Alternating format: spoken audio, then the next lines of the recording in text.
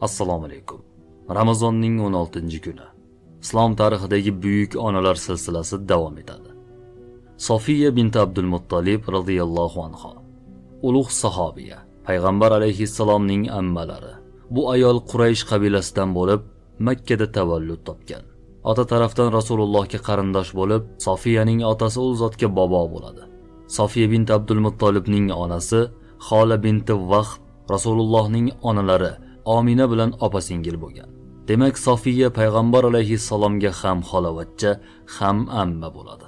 Manbalarda bu ayolning 2 marta turmush qurgani haqida ma'lumotlar keltirilgan. Birinchi turmushi Xoris ibn Harb vafotidan so'ng Avvom ibn Huvaylidga turmushga chiqqan. Bu kishi Xadicha bint Huvaylidning akasi. Sofiya bint Abdul Muttolib Avvom ibn Huvayliddan Zubayr, Soyib va Abdul Ka'ba ismli farzandlarni dunyoga keltirgan.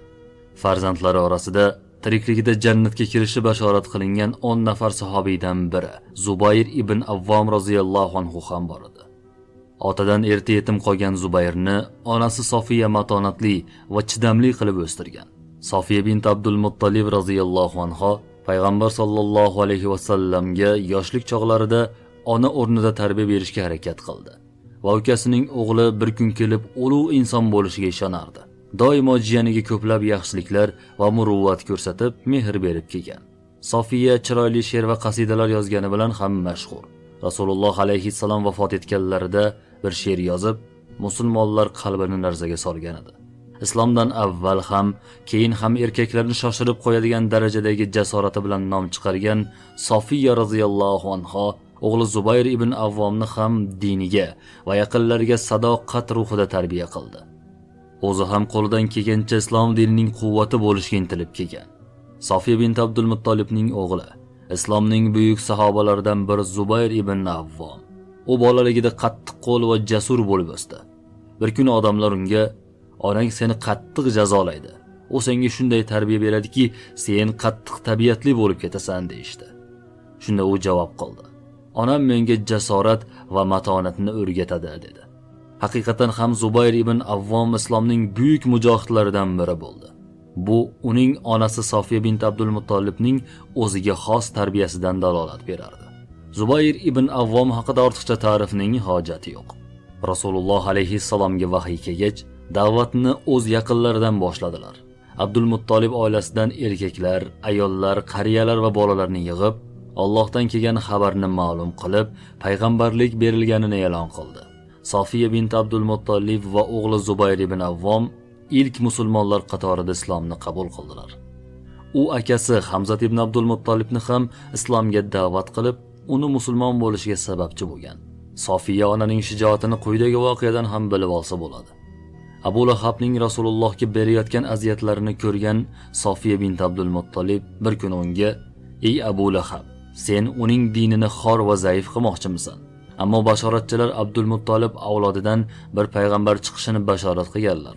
"Ahmoq, bu kishidagi alomatlar senga payg'ambar ekanini bildirmayaptimi?" dedi. Bu so'zlardan Abu Lahab biror gap aytishga botina olmadi.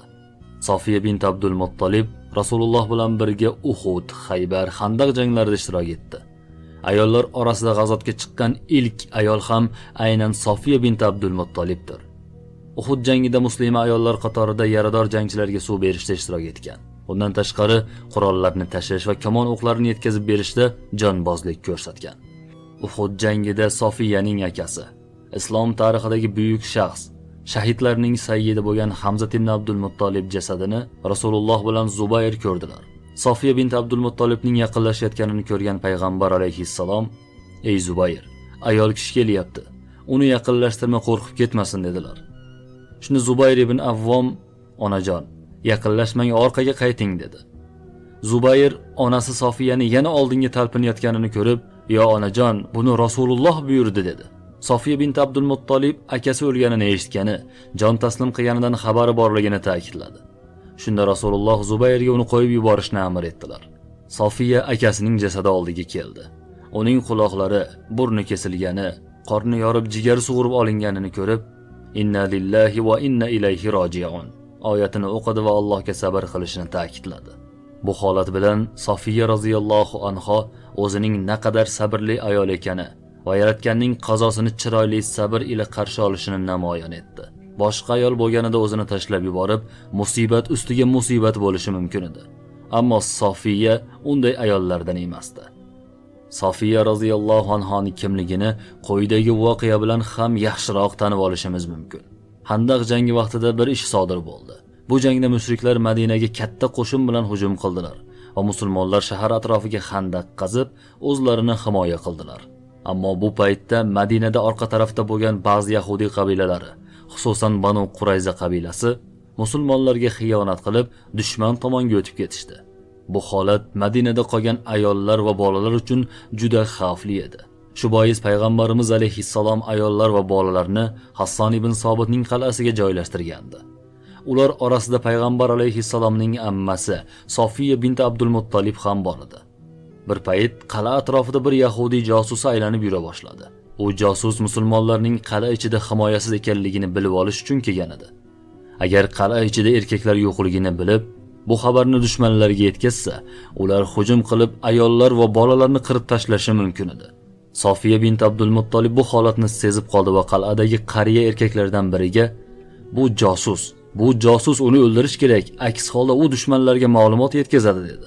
Lekin qal'adagi erkaklardan biri, qarib qolgan Hasson ibn Sobit bu ishni bajarishga botin olmadi. Shunda Sofiya roziyallohu anha erkaklar kiyimini kiyib, qo'liga qilich, ba'zi manbalarda maxsus ustun, yog'och olib, qal'adan tashqariga chiqdi va dushman josusning oldiga borib, devor ortida poylab turdi. Josus biror narsani his qilib ulgurishidan avval uning boshiga yog'och bilan qattiq zarba berdi. U yerga yiqildi. Keyin yana bir necha marta urib, uni o'ldirdi. Shundan so'ng u jasaddan boshni kesib olib, qal'aning tashqarisiga tashlab qo'ydi. Bu dahshatli manzarani ko'rgan mushriklar va yahudiylar, agar qal'ada faqat ayollar bo'lsa, bunday ishga botin olmasdilar. Demak, ular orasida erkaklar bor, deb o'yladilar va hujum qilishdan qo'rqishdi. Bu voqea musulmon ayollarining jasorati va tezkor fikrlashi nechog'lik muhim ekanini ko'rsatadi. Agar Sofiya bint Abdul Muttolib bu ishni qilmaganida, dushmanlar qal'aga hujum qilishi, ayol va bolalarni qirib tashlashi ehtimoli katta bo'lib turgandi. Qiz bola otasiga, o'g'il bola onasiga tortadi deganlaridek, Zubayr ibn Avvomning jasur onasi Sofiya bint Abdul Muttolib roziyallohu anha mana shunday ayol edi. Bu muhtarama sahobiya 641-yili 73 yoshida Umar ibn Xattob roziyallohu anhu xalifaligi davrida vafot etdi va Baqiy qabristoniga dafn etildi.